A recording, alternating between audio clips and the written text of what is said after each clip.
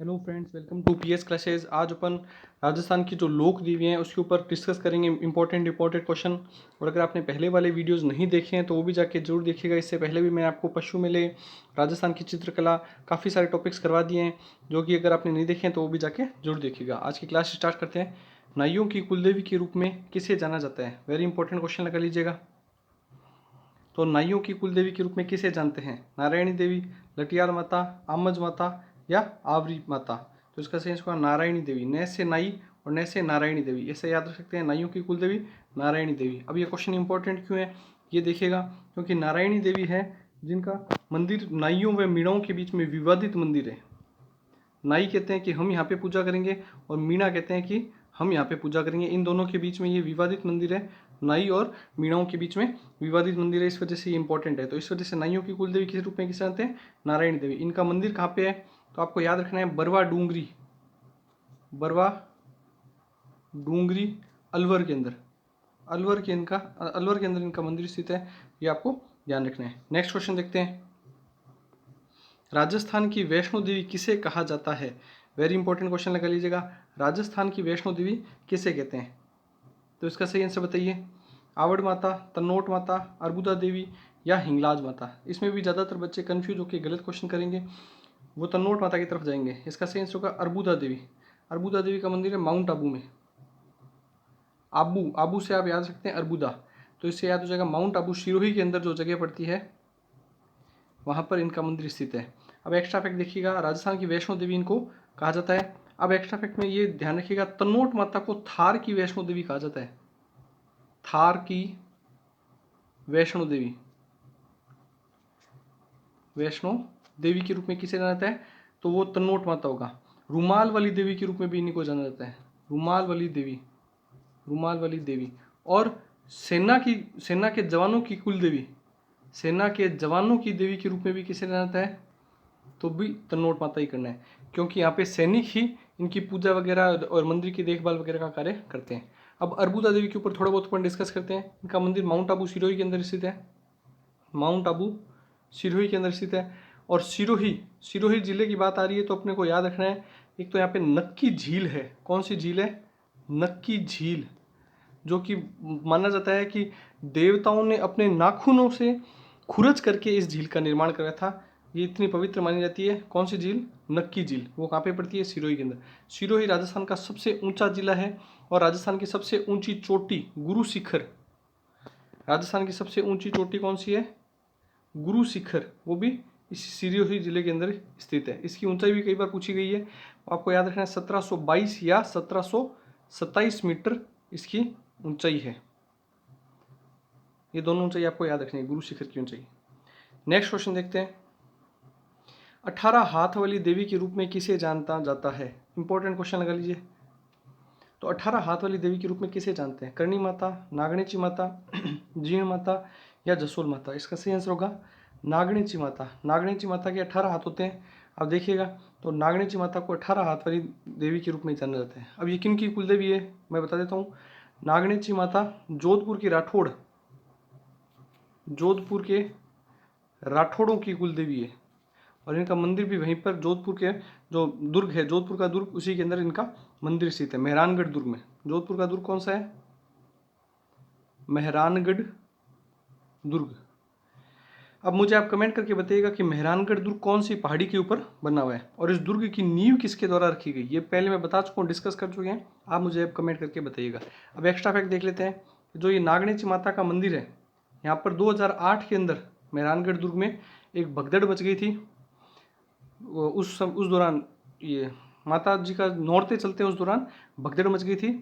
तो उसमें 311 लोग शहीद हुए थे, लगभग 311 के आसपास लोग शहीद हुए थे। और इसके लिए आपसे एक आयोग का नाम पूछा जा सकता है। जसराज चोपड़ा आयोग का गठन किया गया था। जसराज चोपड़ा आयोग, इस आयोग ने गठन किया, आयोग का गठन किया। इसमें मरने वाले व्यक्तियों की संख्या आदि के ऊपर जांच की। और ये भगदड़ क्यों मची? भगदड़ मची थी, यहाँ पे एक अफवाह फैल गई थी कि बम है। बम के अफवाह फैलने की वजह से ये ऊपर से जो लोग थे वो नीचे की तरफ भागने लग गए थे, इसलिए काफ़ी सारे लोग नीचे दब करके मर चुके थे। इस वजह से यहाँ पे भगदड़ फैली थी, भगदड़ हुई थी। तो इसका सही आंसर होगा नागणेची माता 18 हाथ वाली देवी के रूप में जोधपुर के राठौड़ों के कुलदेवी कहलाते हैं। अब जोधपुर के राठौड़ों की कुलदेवी कहलाते हैं, तो जोधपुर के राठौड़ों के कुलदेवी तो ये हो गए। अब कुछ एक इंटरेस्टिंग बात करते हैं अपन कि जोधपुर के जो राठौड़ हैं वो राव जोधा के वंशज हैं ये। राव सिंहा, राव जोधा इनके वंशज हैं। तो उनके बाद में राव जोधा का एक पुत्र था राव बिक्का, जो कि बीकानेर शहर की स्थापना की थी। जिन्होंने किसकी शहर की? बीकानेर की स्थापना की थी राव बिक्का जी के द्वारा। अब ये ध्यान रखिएगा कि कई बार पूछा जाता है कि बीकानेर के राठौड़ों की कुलदेवी कौन है, तब ज़्यादातर बच्चे करणी माता की तरफ चले जाते हैं, जो कि गलत हो जाएगा आपका आंसर, क्योंकि राव जोधा के पुत्र ही राव बिक्का हैं और जोधपुर के ही राव जोधा हैं जिनकी उन राठौड़ों की कुलदेवी नागणी में जाती है। तो राव बिक्का की कुलदेवी भी नागणेची माता ही होगी। बीकानेर के राठौड़ों की आराध्य देवी अगर आपसे पूछे तब आपको करणी माता की तरफ जाना है, अदरवाइज आपको नागणेची माता ही करना है बीकानेर के राठौड़ों की कुलदेवी में भी। ये क्वेश्चन बहुत इंपॉर्टेंट है और काफ़ी बच्चे इसमें गलती कर सकते हैं। नेक्स्ट क्वेश्चन देखते हैं। शराब का चरणामृत किस देवी के यहाँ मिलता है? इंपॉर्टेंट क्वेश्चन है ये भी। शराब का चरणामृत मिलता है कौन सी देवी के यहाँ मिलता है? शीला देवी, शाकंभरी माता, भादाणा माता या जमुवाय माता? तो इसका सही आंसर होगा शीला देवी। शीला देवी के मंदिर में शराब का चरणामृत मिलता है। अब एक्स्ट्रा फैक्ट देखते हैं। शीला देवी का जो मंदिर है वो कहाँ पे स्थित है? तो शीला देवी का मंदिर आपको याद रखना है जयपुर के अंदर आमेर दुर्ग में। आमेर दुर्ग जयपुर के अंदर इनका मंदिर स्थित है। इनका अन्य नाम है अन्नपूर्णा माता।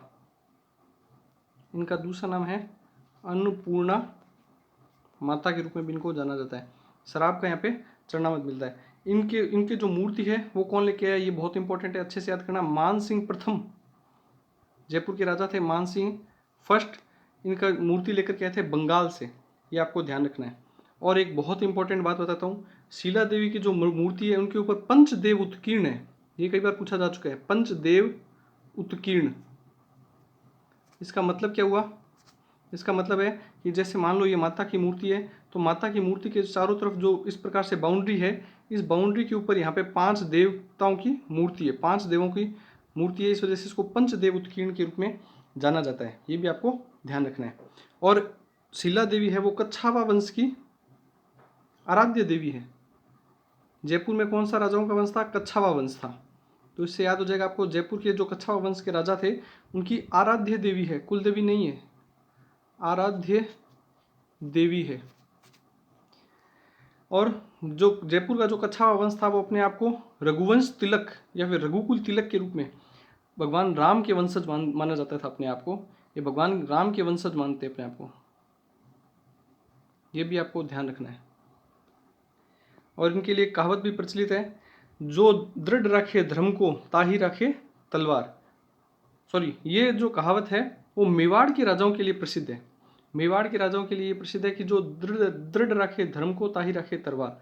और ये रघुवंश तिलक के रूप में, तो मतलब इनका जो था झंडा, इनके ऊपर सूर्य बना हुआ था। इनके जो ध्वज था इनके ऊपर, उसके ऊपर सूर्य बना हुआ था। मतलब ये जो सूरज है ये कभी अस्त नहीं होता इस प्रकार से।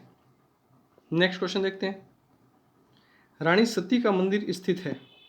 रानी सती का मंदिर कहाँ स्थित है? अलवर, झुंझुनू, जयपुर या उदयपुर? तो इसका सही आंसर होगा झुंझुनू में। रानी सती, इनका वास्तविक नाम क्या था? नारायणी देवी। नारायणी देवी।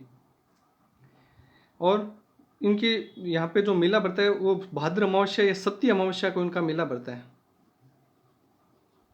भाद्र अमावस्या या जिसको सती अमावस्या भी बोला जाता है, ये आपको याद रखना है। सती अमावस्या को इनका रानी सती का मेला बढ़ता है। झुंझुनू के अंदर इनका मंदिर स्थित है। और वर्तमान में जो सती प्रथा है वो राजस्थान में बैन हो चुकी है। कब से हो चुकी है? 1987 से सती प्रथा गैर कानूनी है। ये भी आपको याद रखना है, क्योंकि प्रथा रीति रिवाज अपने पूछा जाता है राजस्थान जीके में, ये भी आपको कला संस्कृति का ही पार्ट है। तो 1987 से गैर कानूनी है सती प्रथा राजस्थान के अंदर। और सती की महिमा मंडन करना भी गैर कानूनी है। उसका गुणगान करना, उनके मेलों के ऊपर मतलब कुछ काव्य रचना करना, ये भी गैर कानूनी है। उनका मंदिर झुंझुनू के अंदर स्थित है। नेक्स्ट क्वेश्चन देखते हैं। जैसलमेर के भाटी राजपूतों की कुलदेवी है। स्टार लगा लीजिए, बहुत इंपॉर्टेंट क्वेश्चन है ये भी। ज्वाला माता, तनोट माता, भादरिया माता या शाकंभरी माता? तो इसका सही आंसर होगा भादरिया माता। अब इनको और किन किन नामों से जाना जाता है? भादरिया माता को स्वांगिया माता भी कहा जाता है, स्वांगिया माता भी कहा जाता है। और यहाँ पे एशिया का सबसे बड़ा भूमिगत पुस्तकालय स्थित है, ये भी आप याद रखें, बहुत बार पूछा जा चुका है। भूमिगत पुस्तकालय मतलब लाइब्रेरी स्थित है यहाँ पे।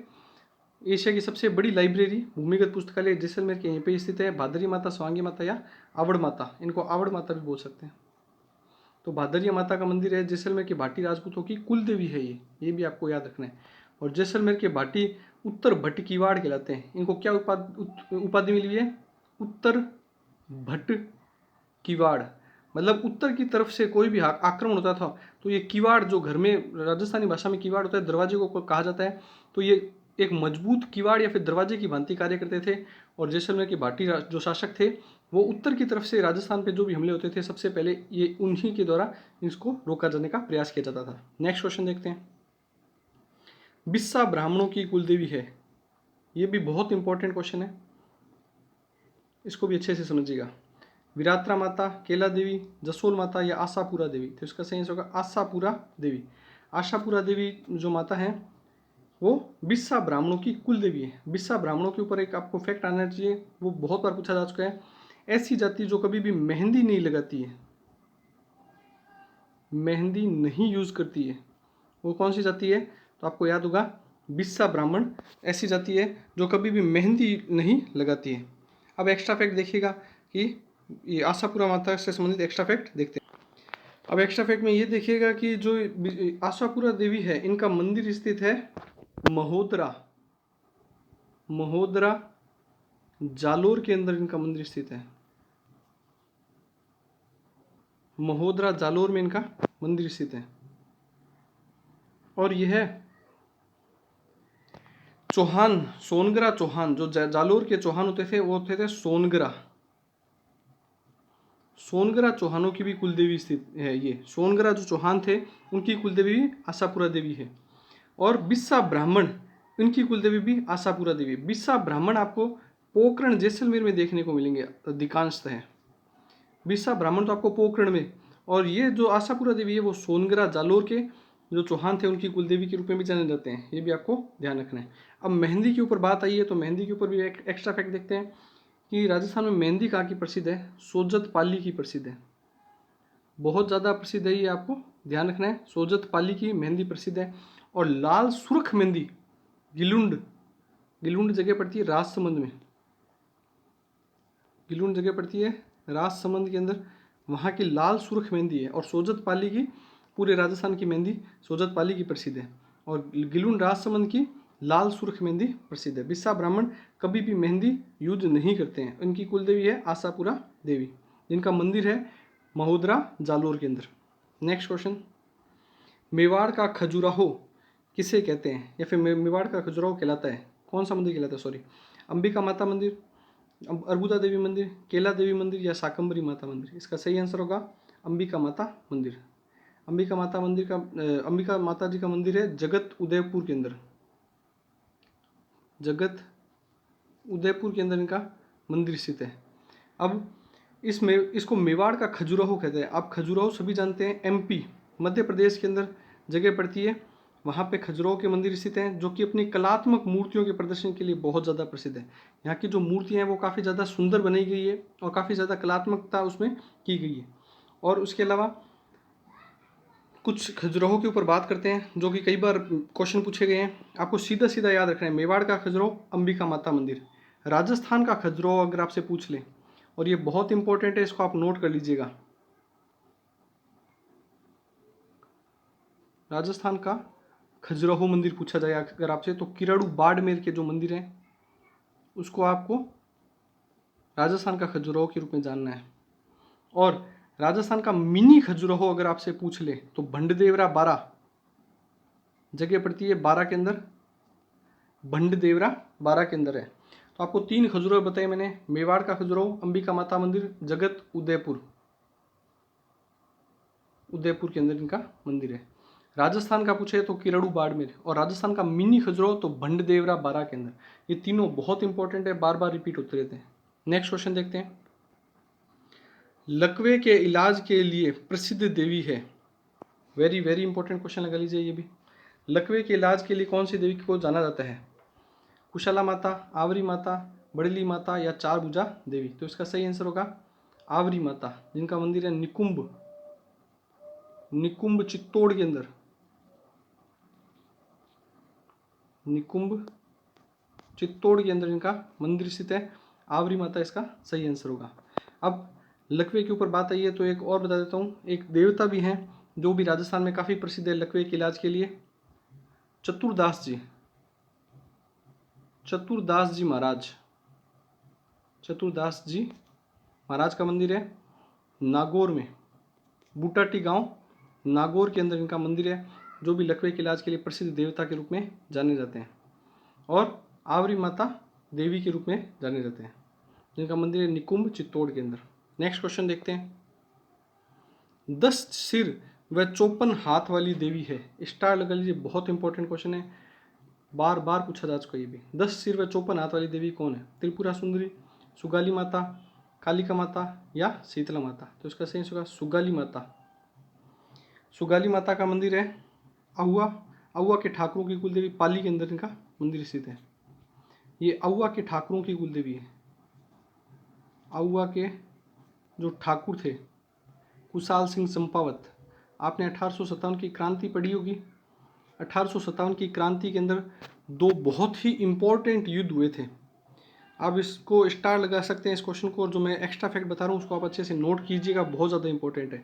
1857 की क्रांति के अंदर दो युद्ध हुए थे, उन दोनों युद्धों के ऊपर अपन डिस्कस करेंगे। 1857 की क्रांति के अंदर जो दो युद्ध थे, एक तो था बिथोड़ा का युद्ध, एक तो था बिथोड़ा का युद्ध, और एक था चेलावास का युद्ध, चेलावास का युद्ध।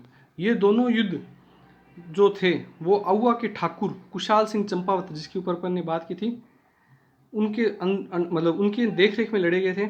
और उनकी कुलदेवी कौन थे? सुगाली माता, जो कि 10 सिर व 54 हाथ वाली देवी। इसीलिए इनको 1857 की क्रांति की देवी के रूप में भी जाना जाता है। 1857 की क्रांति की देवी पूछे तो भी आपको बताना है सुगाली माता। चेलावास के युद्ध को गोरो कालों का युद्ध भी कहा जाता है, बहुत ज़्यादा इंपॉर्टेंट है ये दोनों युद्ध, आप अच्छे से याद कीजिएगा। गोरों व कालों का युद्ध भी कहा जाता है। अगर आपको 1857 की क्रांति बहुत ईजी मेथड से और काफ़ी सारे इंपॉर्टेंट बातें जाननी है इंटरेस्टिंग तरीके से, तो उसके लिए भी आप कमेंट कीजिएगा। आई होप जो भी अपन ने आज क्वेश्चन किए आपको अच्छे लगे होंगे। वीडियो को आप शेयर बहुत कम करते हैं, तो शेयर ज़्यादा से ज़्यादा कीजिए अपने दोस्तों में, स्टडी ग्रुप में। चैनल को लाइक शेयर और सब्सक्राइब कीजिए, और आपको क्लास कैसी लगी है कमेंट करके बताइए। Thank you.